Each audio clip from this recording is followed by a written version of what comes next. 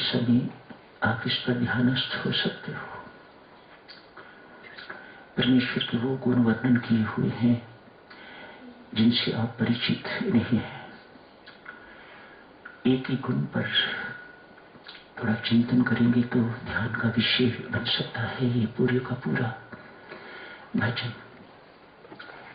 जैसे वंदे रामम सच्चिदानंदम, ये सब भजन स्वामी जी महाराज के इसी प्रकार के हैं कि इन्हें ध्यान का विषय बनाया जा सकता है। आखिर ध्यान में जब आप अपने आप को भगवत विचारों से परिपूर्ण करते हैं तो परमात्मा के गुण ही तो देखे जाते हैं। उन्हीं गुणों के उनके गुणों पर ही चिंतन किया जाता है। ये ध्यान का विषय होना चाहिए। मात्र राम राम जपने को ध्यान नहीं कहा जाता। परमेश्वर के गुणों पर चिंतन होना चाहिए तो राम राम अपने आप बंद हो जाता है। मन स्थिर नहीं होता, शांत नहीं होता, साधक स्थिर नहीं होता तो ध्यान नहीं हो सकेगा। ध्यान नहीं हो सकेगा। चंचल मन कभी आपको शांति नहीं दे सकेगा। आप करोड़ों की संख्या में जप कर लीजिएगा। इस जप से क्या लाभ लेना है? अपने चंचल मन को अचंचल बनाना है, भटकते मन को निश्चल बनाना है। ये आप अभ्यास करोगे, ध्यान अभ्यास है। अभ्यास करोगे तो उस अभ्यास से ही आपको उपलब्ध होगा। मात्र चलते फिरते जाप करते, टीवी देखते जाप करते मन और अस्थिर होगा, स्थिर नहीं। जाप तो चल रहा है मशीन की तरह, लेकिन मन भी उसी तरह से चल रहा है। मन इन सब बातों का बहुत नाजायज फायदा उठाता है, आपकी कमजोरियों का। आप टीवी भी देखना चाहो, अक्सर ऐसा होता है, टीवी भी देखते होते हैं, सीरियल भी देखते होते हैं और हाथ में माला भी चल रही है।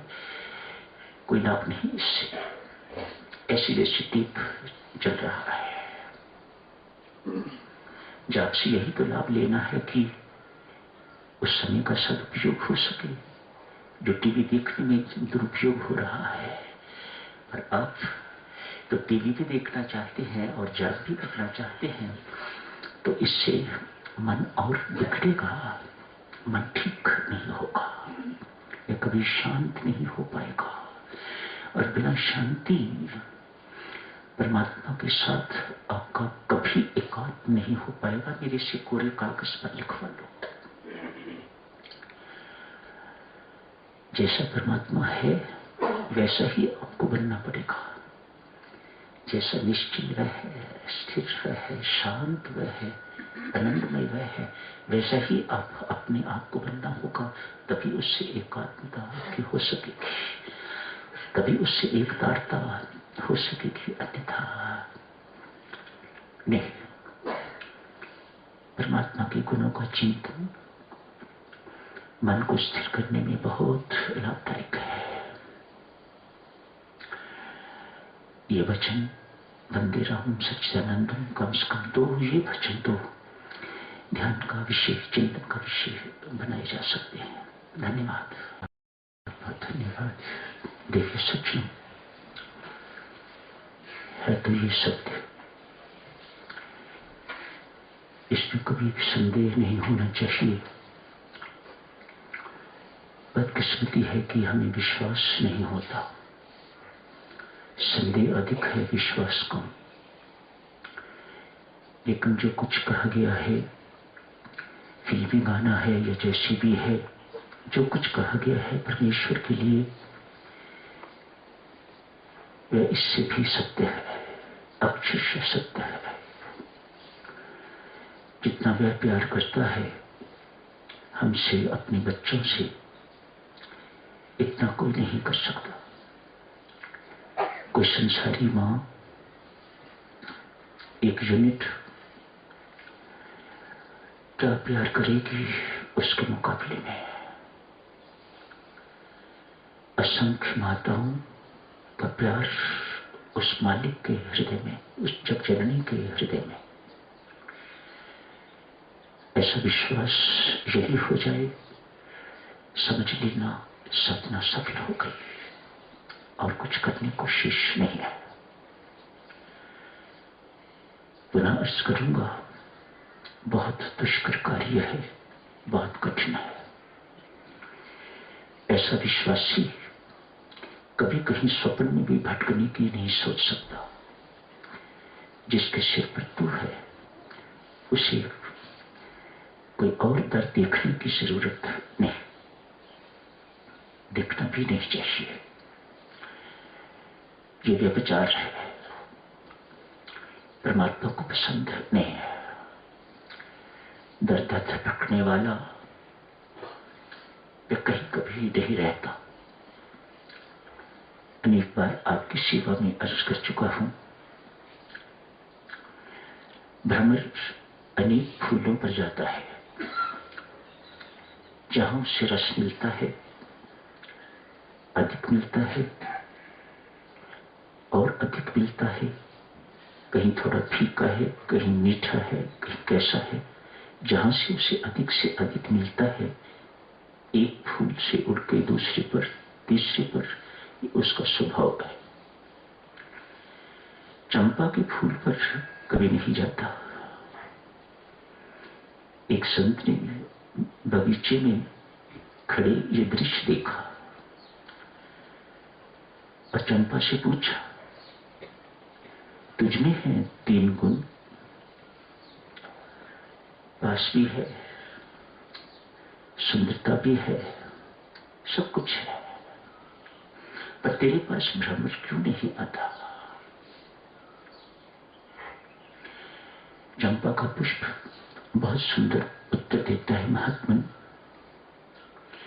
मुझ में है 3 गुण, सौंदर्य है, सब कुछ है, वास भी है, लेकिन जगह जगह पर भटकने वाले को कौन बैठाए पास? ये भ्रमर जगह जगह भटकने वाला है, इसलिए मैं इस पुष्प को, इस भ्रमर को अपने पास नहीं आने देता। एक सामान्य पुष्प का हाल है तो परमात्मा का कैसा होगा? परमात्मा जगह जगह पर भटकने वालों को अपना पल्लू नहीं पकड़ाता, उनसे छुड़ाता है।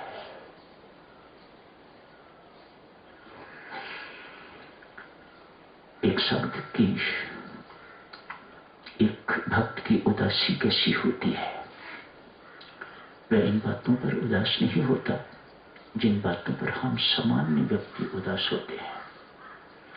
मैं एक भक्त की बात कर रहा हूं। कठिनतम उपलब्धि है जीवन की, भक्त बनना। ऐसा भक्त जिसे परमात्मा भक्त कहे। अगला अध्याय इसी पर है, मुझे कौन प्रिय है। भगवान श्री वर्णन करेंगे 12वें अध्याय में। ऐसा ऐसा ऐसा ऐसा करने वाला भक्त मुझे प्रिय है। भक्त अनेक सारे गुण बताएंगे।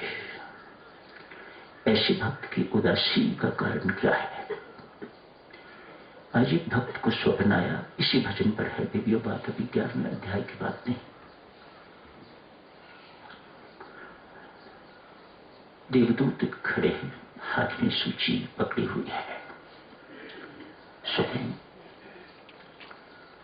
भक्त पूछता है, क्या सूची है आपके हाथ में? उन भक्तों की सूची है जो परमात्मा से प्यार करते हैं। बहुत प्रसन्न हुआ। मेरा नाम भी देखो कहीं होगा सूची में। नहीं, पन्ने पलटे, पृष्ठ पलटे, तेरा नाम सूची में नहीं है। आंख खुल गई। बहुत उदास, दिन भर उदासी ही उदासी। क्षण प्रति क्षण बढ़ने वाली उदासी।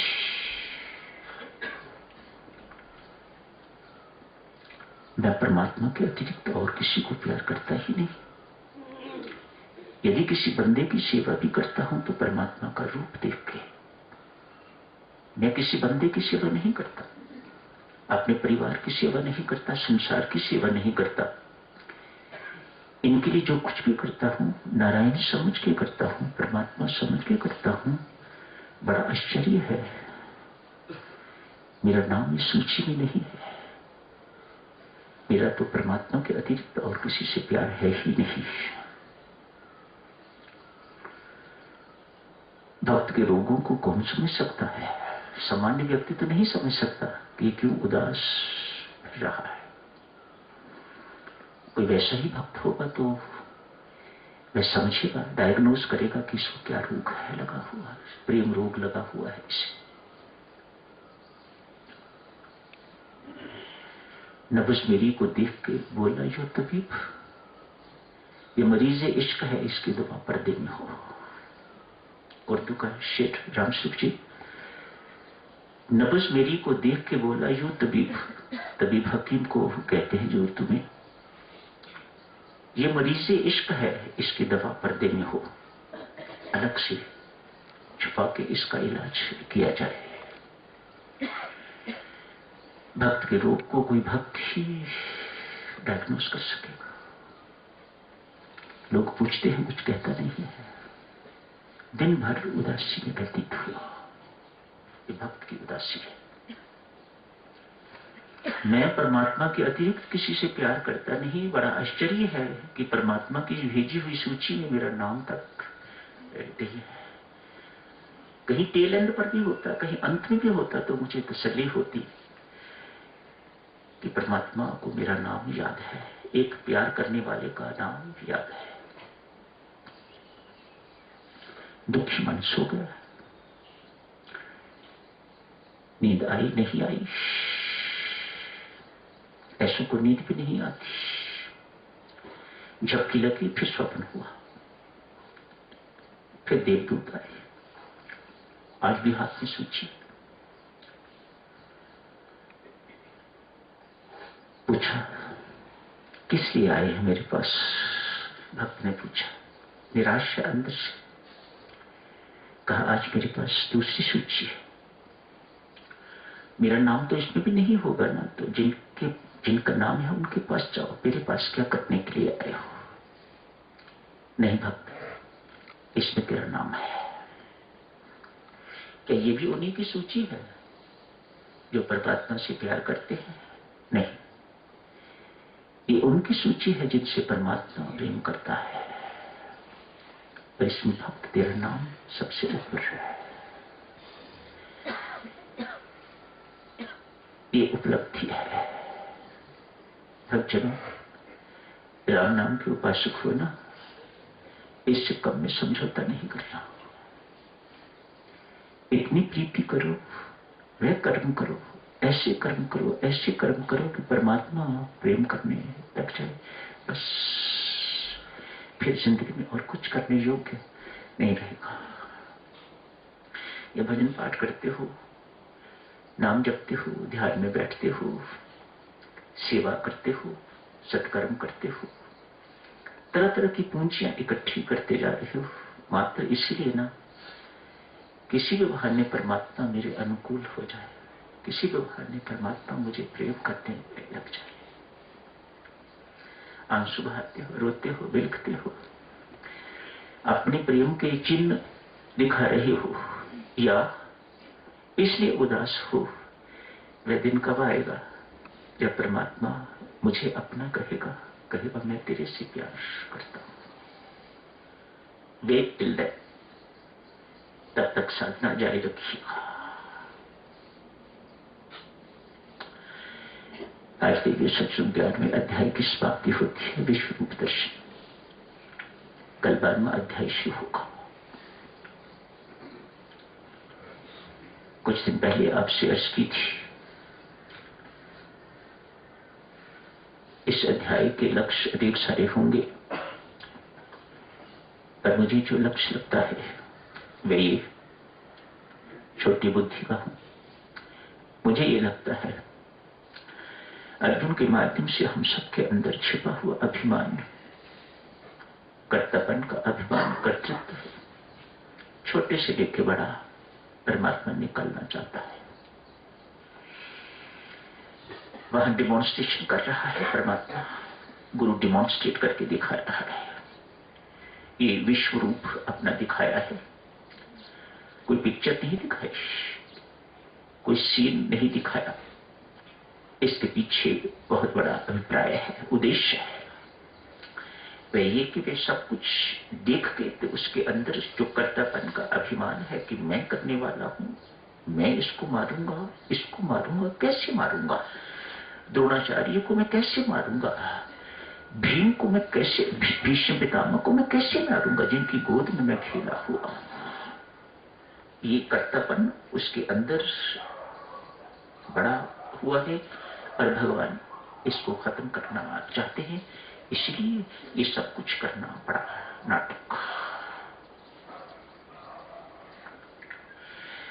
आज एक तपस्वी की याद आती है, 100 साल तक तपस्या की है। देवऋषि नारद उधर से निकले हैं। तपस्वी पूछता है, देवऋषि वैकुंठ जा रहे हो? हाँ। नारायण से पूछना, मैंने 100 साल तपस्या की है, मेरा आगे के लिए क्या प्रबंध किया है? देवऋषि को ही नहीं, भगवान को लगा तपस्वी के अंदर उत्कृष्टता का अभिमान बोल रहा है। ये अभिमान क्या है? दिव्य सचरूप बहुरूपिया है, बड़े रूप धारण करके तो ये हमारे ऊपर आक्रमण करता है। इसे छूटना बहुत कठिन है। छोटा अभिमान बड़ा अभिमान होता तो नहीं है, लेकिन मैं अपनी समझ के लिए ऐसा मानता हूं, तपस्वी का अभिमान तो बड़ा अभिमान है। तपस्या जो अभिमान को मारने वाली है, इसके अंदर अभिमान बढ़ गया है, तो मैं ऐसे अभिमान को बड़ा अभिमान कह रहा हूं। देवऋषि नारद को भी यही लग रहा है कि ये इसका अभिमान बोल रहा है। भगवान को भी ऐसा ही लगा ये तपस्वी मेरे से हिसाब किताब कुछ मांग रहा है। इतना ही संदेश दिया। मेरी माता और सज्जनों, अभिमान की परिभाषा इतनी ही याद रखना, जहां आपको तनिक भी लगे कि मैं किसी भी ढंग से किसी सुपीरियर हूं, उत्कृष्ट हूं और दूसरा घटिया लगे, समझ लेना आप अभिमान की चपेट में हो। कभी नहीं भूलना। बच्चों से लेके बड़े तक, छोटे साधक से लेके बड़े साधक तक कभी नहीं भूलनी ये बात। संतों महात्माओं ने बड़ी खोज के बाद परिभाषा निकाली है। जहां आपको ये पता लगे अमीरी का अभिमान, तो गरीब के सामने अमीर, उत्कृष्टता का अभिमान, सौंदर्य का सामने कोई कुरूप है, काला है, गोरे रंग का है, शक्ल वजह बहुत अच्छी है, किसी की घटिया है, किसी भी ढंग से आपके अंदर सुपीरियरिटी आए, अनुभव हो उसका, सुप्रीमेसी का एक्सपीरियंस अनुभव हो, उत्कृष्टता आए, सामने वाला निकृष्ट दिखाई दे, घटिया दिखाई दे, तो समझ लेना आपके अंदर अभिमान काम कर रहा है, आप अभिमान की चपेट में आगे हुए हो।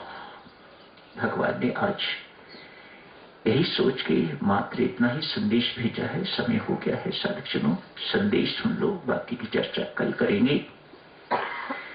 लगता है ये तपस्वी मेरे से हिसाब किताब मांग रहा है। देवऋषि इतना ही कहना उसे, जिस चट्टान पर बैठ के 100 साल आपने तपस्या की है, आज चट्टान कह रही है मैं 100 साल तेरे ऊपर बैठूंगी तो मेरा हिसाब किताब चुकता होगा, आगे की बात फिर करेंगे। आज मात्र इतना ही संदेश उस तपस्वी को देना कल से वह चट्टान तेरे सिर के ऊपर बैठेगी जिस पर तूने बैठ के 100 साल तपस्या की है। ये चट्टान तेरे ऊपर 100 साल बैठ के तो अपना हिसाब किताब लेना चाहती है। कल करेंगे आगे की चर्चा। आज यही समाप्त करने की इजाजत दीजिएगा।